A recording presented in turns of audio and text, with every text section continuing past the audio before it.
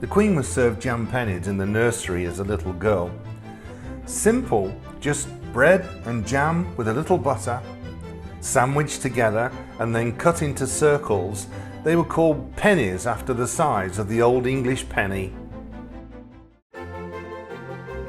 A dietitian has weighed in on the afternoon snack Queen Elizabeth II had been munching on every day since she was 5 years old. Her verdict might surprise you. Although she had the world's finest chefs at her disposal, the Queen couldn't go past the classic jam sandwich. Former royal chef, Darren McGrady, revealed the Queen was served jam pennies in the nursery as a little girl. She's had them for afternoon tea ever since. As well as her jam sandwich, made with Scottish strawberries grown in the royal garden at Balmoral Castle, of course. The Queen had a penchant for chocolate cake, pastries, scones, and a classic tuna and mayo senga. Not exactly the healthiest assortment, but considering the Queen lived through an impressive age of 96, she must be doing something right?